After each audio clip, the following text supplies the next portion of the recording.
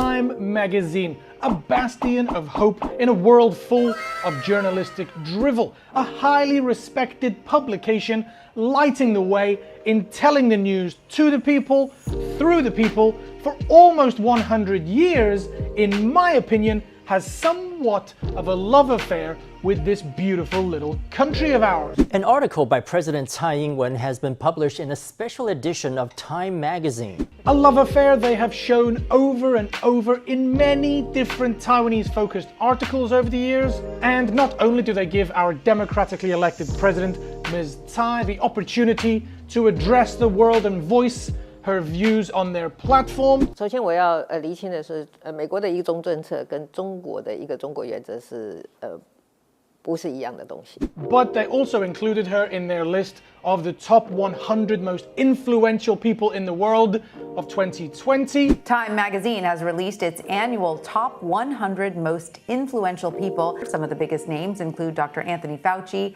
Dwayne Wade, the president of Taiwan, and the founders of Black Lives Matter. Describing her quite poetically as a signal lamp casting out China's looming shadow, conveying to the world that Taiwan will not acquiesce to the Chinese Communist Party.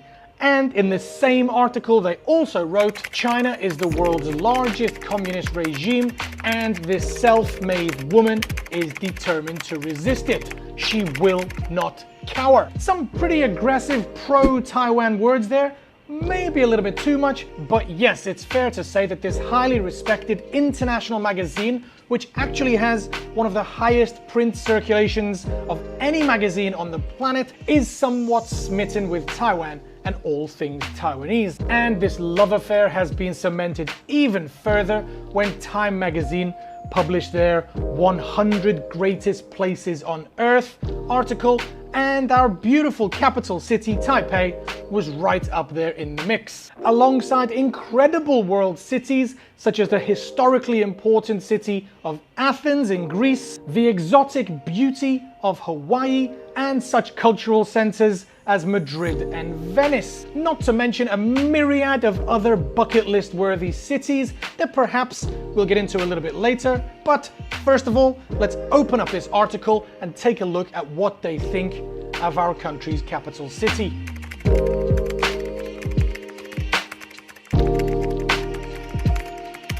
Okay, so right off the bat, we are met with the headline of the article, Taipei, Culture and Quiet. Huh? Quiet? I can run with the culture aspect of the headline, as I've been to some real cultural hotspots in Taipei and indeed all over the country.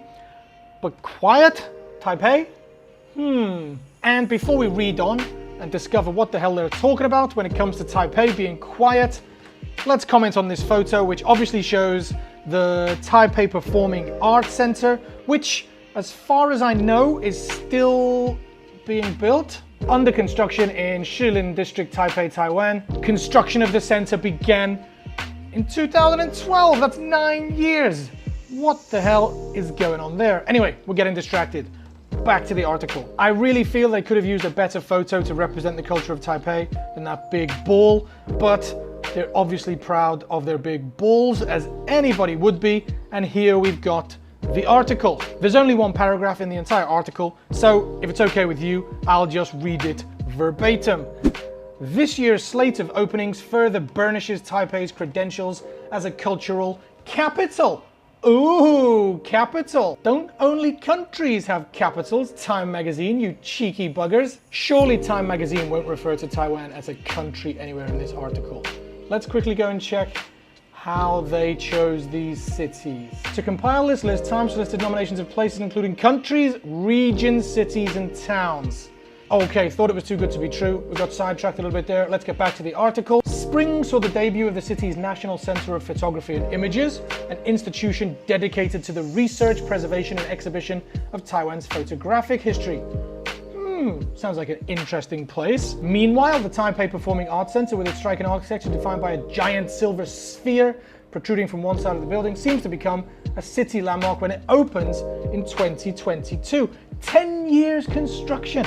Is that normal for a place such as this? Fair enough, an art center of this scale is definitely something that will attract more international attention to Taiwanese arts and culture, and probably will put Taiwan more on the map, so to speak, when it comes to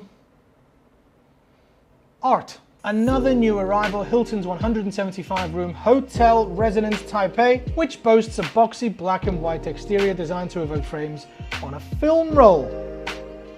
The bloody Hilton Hotel!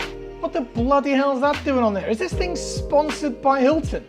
Let's quickly Google this hotel. Oh yes, I've seen that building in Taipei.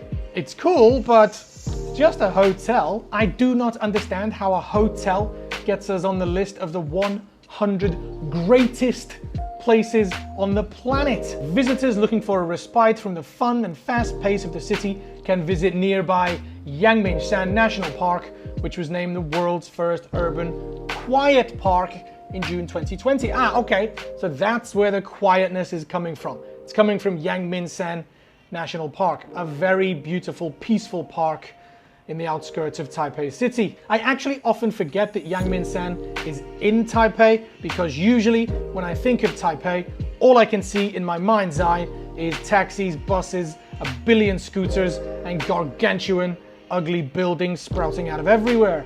But yes, Yangmingshan is an absolutely stunning part of the city, and I filmed a few videos up there, as of course has Prozzy. I'll put his video up in the corner. But I have to say I'm a little bit disappointed in Time Magazine's reasoning for putting us in this list. I do fully concur that Taipei and Taiwan as a country as a whole should be included in lists such as this, but there are so many better reasons to have included us in this list as opposed to these few, especially when the list is 100 greatest places. Great is a serious word. It cannot be taken lightly. It invokes thoughts of historical greatness. Alexander the Great, Great Britain.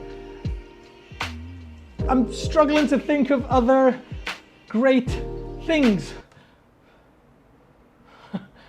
The Great British Bake Off, for God's sake! I certainly don't think of the bloody Hilton Hotel when I think of the word great.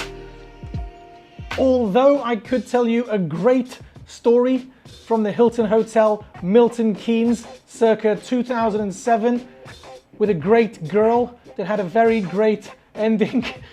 But we'll save that story for Life in Taiwan Uncut. Anyway, we digress. Let's quickly take a look at some of the other cities and places that Time Magazine included in this list and see if the reasons that they gave can live up to this great moniker that Time Magazine has given to them. Let's find the UK, and bingo, straight away. Bath, leaning into literary roots. That's not easy to say. And just look at the photo. Yes, this photo stinks of greatness. Just look at it. That is Great Britain right there in a photo. Much better than that big silver steel ball they used to represent Taipei. Let's take a read. The southwestern British city of Bath may soon be better known for its pop culture contribution in the ancient Roman Bath, for which it was named. Author Mary Shelley created scientist Victor Frankenstein and his monster while living in the city in the early 19th century. Yes, that's cool!